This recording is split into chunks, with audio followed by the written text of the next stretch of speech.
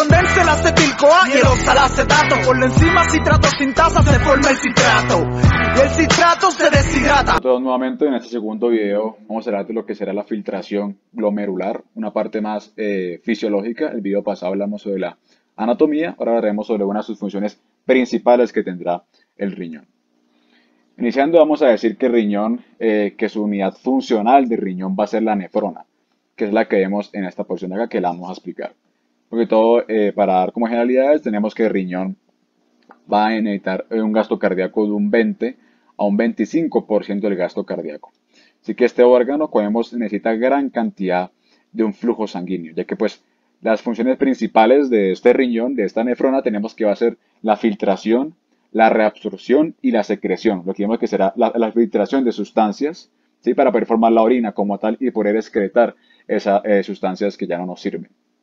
Entonces, iniciando vamos a explicar lo que será la nefrona, que será su unidad funcional, como ya dijimos anteriormente. Vemos que la nefrona estará formada por lo que va a ser un corpúsculo renal, que es todo lo que tenemos acá. Que ahorita en otra diapositiva lo voy a explicar de una forma más detallada, mismo, pero generalmente vamos a decir que el corpúsculo renal está formado por lo que es una cápsula de Bowman, que pues como sabemos es una cápsula que rodea a lo que será el glomérulo renal, que será un grupo de capilares fenestrados que tenemos aquí, que aquí es donde se da la filtración glomerular. O sea, en esta porción, en el corpúsculo renal, se da el primer paso de la formación de la orina. Que el primer paso de la formación de la orina será la filtración glomerular. Ahora, después de tener este glomérulo renal, tenemos lo que va a ser la porción tubular de la nefrona, la cual estará formada por diferentes partes. La primera de ellas será el túbulo contorneado proximal que tenemos acá. El túbulo contorneado proximal será toda esta porción de acá, contorneado por su forma, y proximal porque se encuentra, pues es lo que sale por este polo urinario. Ese túbulo contorneado proximal, donde encontraremos el segundo paso de la formación de la orina, que será la reabsorción. Primer paso tenemos la filtración. Segundo paso, en el túbulo contorneado proximal tenemos la reabsorción de esas sustancias, como el caso de la glucosa. La glucosa se va a filtrar toda, pero también toda se va a reabsorber. Tenemos también que es el túbulo contorneado proximal. En la parte de histología, para poder distinguirlo, vamos a decir que va a tener una histología, un epitelio cúbico simple, pero que este se caracteriza porque se tiñe muy eosinófilamente, o sea, se ve muy rojo su epitelio. No se logran ver los límites vasolaterales. Y también tenemos que va a tener gran cantidad de microvellosidades. Por ende, su lumen se ve casi que reducido a diferencia de su tamaño, que es un tamaño, tiene un diámetro grande este túbulo, pero pues al tener microvellosidades su lumen se ve reducido. Luego, el túbulo contorneado proximal, continuamos con lo que va a ser la porción gruesa descendente de la asa de Henle, que tenemos acá. Vemos que es una porción gruesa y descendente porque el líquido estará bajando por acá. Y esta porción gruesa descendente tendrá una histología similar al túbulo contorneado proximal. También esta porción gruesa descendente de la asa de Henle la podemos ubicar fácilmente o pues casi que únicamente en lo que será la línea córtico-medular, que ya en anatomía la dijimos anteriormente. Luego de este túbulo descendente de la asa de Henle se continúa con lo que va a ser la parte, la asa de Henle como tal, que vemos todo esto acá. Esta asa de Henle se ve únicamente en lo que será la médula y tenemos que su epitelio, para poder distinguirlo, será un epitelio plano simple. Y siempre esta asa de Henle se encontrará fielmente relacionada a lo que será el túbulo colector en histología. Siempre que damos un epitelio plano simple, iremos al lado a un túbulo colector que ahorita lo nombraremos. Luego de esa asa de Henle tenemos lo que es la porción gruesa ascendente de la asa de Henle. Tenemos una porción gruesa descendente de la asa de Henle y una porción gruesa ascendente de la asa de Henle. La porción gruesa ascendente de la asa de Henle va a tener un epitelio similar a lo que va a ser el túbulo contorneado distal. Entonces, el túbulo contorneado distal y la porción gruesa ascendente van a tener un epitelio igual que el proximal, un epitelio cúbico, pero va a tener un diámetro menor y su epitelio va a estar teñido más, se verá más clarito, no será tan eosinófilo. Se pueden ver sus límites vasolaterales fácilmente, por lo que pues no está tan teñido y tampoco va a tener microvellosidades, por ende su lumen se verá más grande. Igual que pasará lo mismo la porción gruesa ascendente de la asa de Henle. Luego tenemos lo que será un conducto conector que va a conectar la porción tubular con lo que va a ser el conducto colector, Que este conducto colector lo que hace es colectar, como su nombre dice, varias nefronas. Por aquí tenemos que estará un túbulo conector, conducto conector, que llegará al conducto colector con L. El conducto colector va a tener una histología, ¿sí? Te da un epitelio cúbico alto, y va a tener dos tipos de células. Una célula principal, la cual tenemos que hacer, va a ser una célula que se va a ver clarita, y tenemos una célula intercalada, la cual se va a ver muy eosinófila, ¿sí?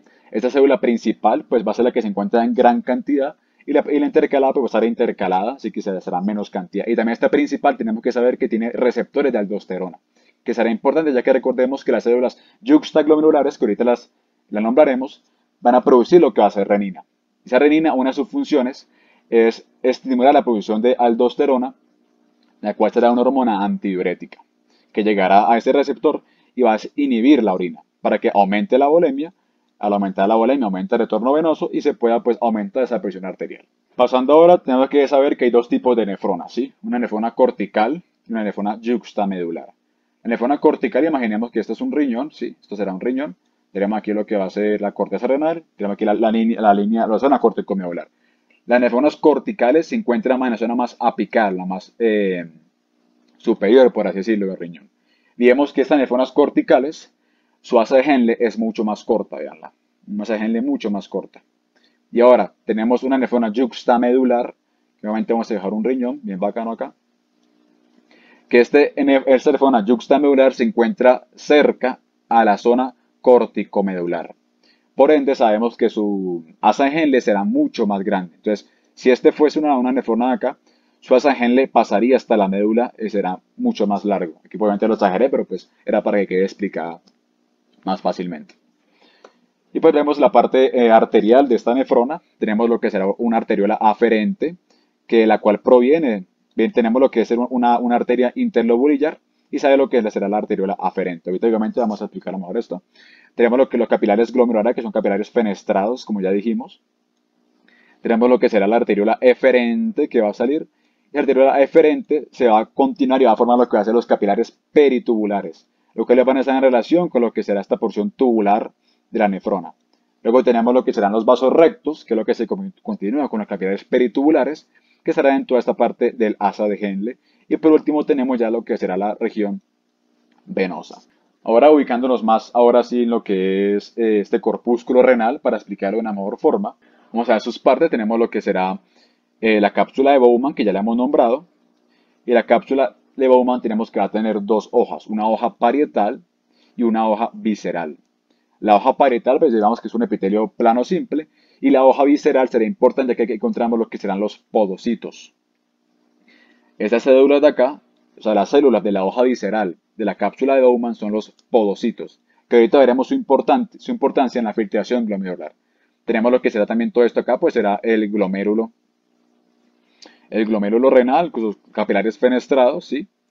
Tenemos lo que será la arteriola aferente, la arteriola eferente, la cual esa arteriola aferente va a tener una célula importante, pues en más cantidad en esa arteriola aferente, que no se ve, que sea la célula yuxtaglomerular que va a producir renina, ¿sí? Tenemos también aquí lo que será el túbulo contorneado proximal, en el cual se da el segundo paso de la filtración de orina, que será la reabsorción. Aquí tenemos que se dará el primer paso, que es la filtración. Esto aquí será un túbulo contorneado distal y vemos lo que será otras células importantes, que es la mácula densa. Esta mácula densa y las células yuxtaglomerulares y otras que ya diremos hacen parte del triunvirato. El triunvirato es un grupo de estructuras, de tres células, y únicamente se puede ver una, que será las células de la mácula densa, la cual la mácula densa tenemos que su función va a ser regular la cantidad de sodio y cloro. Las otras células que no se ven serán las células mesangiales extraglomerulares que tenemos acá, que serán macrófagos, y las otras, pues ya que dijimos, pues son las células yuxtaglomerulares. También recordar que en este glomérulo renal encontramos lo que van a ser macrófagos también, que serán las células mesangiales intraglomerulares, estarán dentro de este glomérulo. Ahora tenemos que saber que el filtrado glomerular va a estar dado por diferentes procesos. Uno de estos va a ser el coeficiente de filtrado, ¿sí? Y la otra va a ser la presión de filtrado neta. Esta presión de filtrado neta está dado por la diferencia de presiones, que será la presión coleidosmótica, o sea, la presión ejercida por las proteínas en sangre, que ahorita la veremos, la presión hidrostática, o sea, la presión que ejerce el agua, la cual está dada la presión hidrostática de la cápsula de Bowman, la que estará en esta cápsula, y la presión hidrostática que estarán en los capilares fenestrados que tenemos acá. También tenemos que decir que estos podocitos, que recordamos que son las células de la hoja visceral, van a tener como unas prolongaciones mínimas que se ven únicamente en microscopía electrónica que se llaman pedicelos. Esos pedicelos van a ser importantes para la filtración glomerular, van a ser parte de esa barrera de filtrado glomerular que obviamente ahorita la vamos a ver de una mejor forma. Pasando a lo que hemos nombrado, tenemos aquí a ubicarlos para poder explicar lo que será esa cápsula o esa barrera de filtración glomerular, que estará formada por diferentes estructuras y dos tipos de células. Para ubicarnos tenemos aquí lo que será la luz del capilar, aquí tenemos lo que es el capilar, aquí tenemos ya lo que será el espacio de Bowman. Entonces vamos a encontrar que esa barrera de filtración estará formada por dos tipos de células, una será las células endoteliales del capilar y otras serán las células de la hoja visceral que sean los podocitos.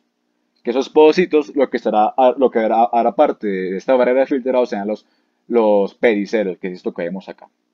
Que son como ramificaciones o como prolongaciones de esos podocitos, que se forman lo que son los pedicelos. También tenemos lo que será la membrana basal, que es esta que vemos acá, lo que vemos que está formado por una lámina lúcida, que es esto de acá, y una lámina densa. La lámina densa tenemos que saber que va a tener el colágeno tipo 4. También tenemos en la parte ya del espacio de Bowman encontraremos lo que será pues los pedicelos, y entre pedicelo y pedicelo encontramos lo que será el espacio de filtración glomerular, esto de acá, espacio de filtración glomerular. Y en este espacio también encontramos lo que será el diafragma de filtración, en el cual en este espacio encontramos diferentes sustancias como va a ser la nefrina, ¿sí? Como va a ser las caderinas y como también van a ser las podocinas, que esto va a tener cargas negativas, será importante. Así que en el espacio de filtración tenemos carga negativa, en la membrana basal tenemos carga negativa y en esta luz del capilar también tenemos carga negativa. Esto será importante, ya que pues esto nos va a dar para poder los determinantes de este filtrado glomerular. Así que para recordar, la barrera de filtración glomerular va a estar dada por dos células. Las células endoteliales del capilar, ¿sí? y los podocitos. Y por estructuras que serán la membrana basal, que ya dijimos que es esta de acá, ¿sí? Por el espacio de filtración glomerular, que ese espacio se encuentra en el medio entre dos pedicelos. También tenemos lo que será el diafragma de filtración glomerular. Y pues dijimos que este espacio aquí era negativo. ¿Por qué es negativo? Porque tenemos también lo que será los glucosaminoglicanos, que recordemos que serán pues de carga negativa acá. Y ahora tenemos que eso es importante, ya que pues tenemos que van a haber unos determinantes de la filtración o factores que determinan esta filtración glomerular, que van a ser un total de tres específicamente. Primero es que al saber que todo esto son cargas negativas, debe ser que de carga positiva. La sustancia que vamos a filtrar debe tener carga positiva para que se pueda filtrar, valga la redundancia. Ese es el primero, la primera que tenemos que tener claro para que se pueda filtrar. Lo segundo es que debe tener un tamaño entre 1,4 a 4,2 nanómetros. O sea, no debe ser algo grande, porque obviamente por aquí no va a pasar una proteína. ¿Sí? En esta filtración van a pasar únicamente el plasma, tenemos que saberlo. No va a pasar ni proteínas ni elementos formes, únicamente pasará el plasma como tal. Y por último, tenemos que saber que aquí igualmente ha de tener un peso. Lo que pasa de acá tiene que tener un peso menor a 5.500 Daltons o menor a 5,5 kilodaltons. Entonces, por ende, podemos decir que los factores que determinan el filtrado glomerular van a ser tres. Primero, que sea de carga positiva. Segundo, que sea un tamaño pequeño, ¿sí? De 1,4 a 4,2 nanómetros. O 1,4 a 1,8 podemos decir también. Por ende, sabemos que únicamente se va a filtrar el plasma, ¿sí? No se va a filtrar ni proteínas, ni células, porque es el plasma, ¿sí? Y por último, tenemos que debe ser de un peso, igualmente un peso pequeño, como va a ser a menor de 5.500 daltons o menor a 5,5 kilodaltons. Pasando ahora a explicar esto de acá, tenemos lo que van a ser también factores que van a ayudar a determinar este filtrado. Tenemos la fracción de filtración. La fracción de filtración será esa fracción de ese plasma que se va a filtrar. Tenemos que lo normal en humanos será un 20%. Entonces, en lo normal en humanos, la fracción de filtración será un 20%. Y está determinada por lo que será esa FG, que significa filtración glomerular, está determinado por la filtración glomerular e inversamente proporcional al flujo plasmático renal. Entonces recordemos que la filtración, de la fracción de filtración, será esa fracción de sustancia que se va a filtrar, que será un 20% del plasma, ¿sí? Y que está determinada por lo que será la filtración glomerular e inversamente proporcional a lo que será el flujo plasmático renal. Tenemos también lo que será el ultrafiltrado, que ese ultrafiltrado va a ser lo que se va a quedar en ese espacio de Bowman. Y esto es importante ya que pues con esto nos va a indicar qué tanto se va a reabsorber en ese túbulo contorneado proximal. Y ese ultrafiltrado nos ayuda también a saber, ya que pues hay una relación entre el contenido de una sustancia en plasma, obviamente pues, esto no es las iniciales, pero pues digamos que eso es contenido de la sustancia del plasma relacionado con el ultrafiltrado. Si esta relación nos da igual a 1, es que toda la sustancia que está pasando por ahí, o sea, toda esa sustancia se va a filtrar. Digamos, un ejemplo, que tenemos el sodio.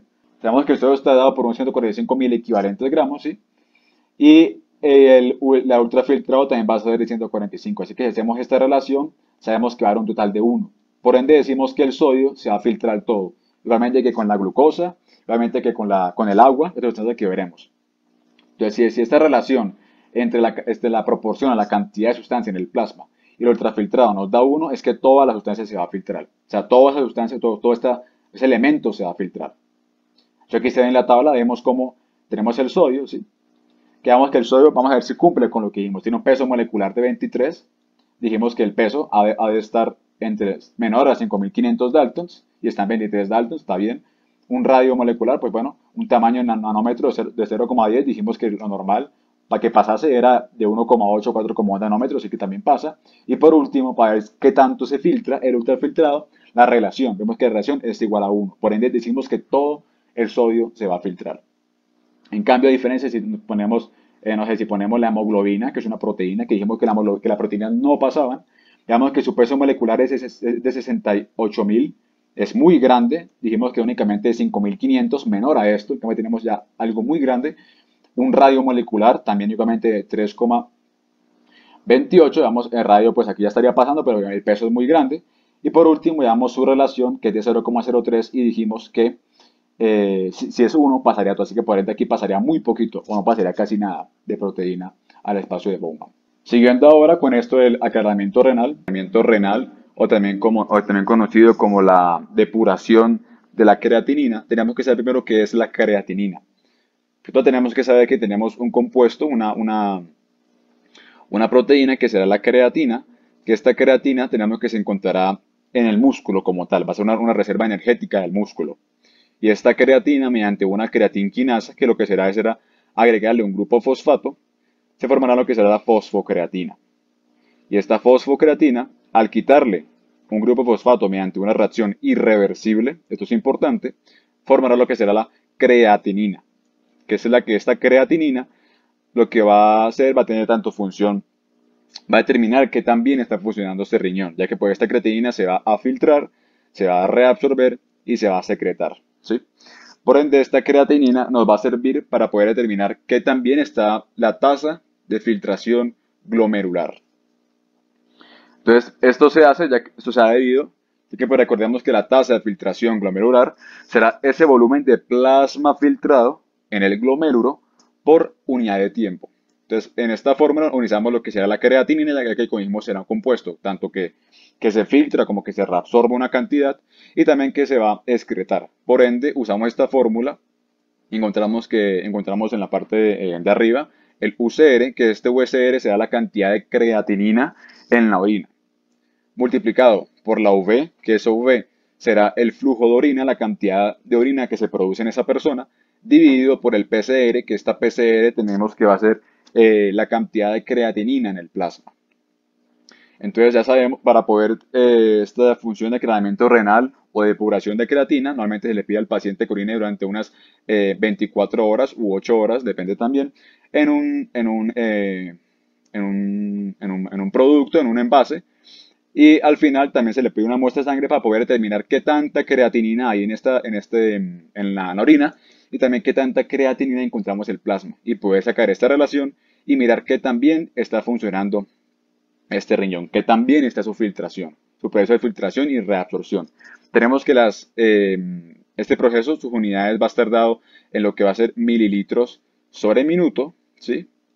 Entonces, si tomamos un ejemplo y tomamos 24 horas, tenemos que saber que este resultado lo multiplicaremos por lo que será 1440 minutos, que serán los minutos que hay en 24 horas. Y el valor normal de esa tasa de filtración glomerular y de este calamiento renal, tenemos que va a estar entre lo que será 90 a 120 milímetros, mililitros, perdón, sobre minuto.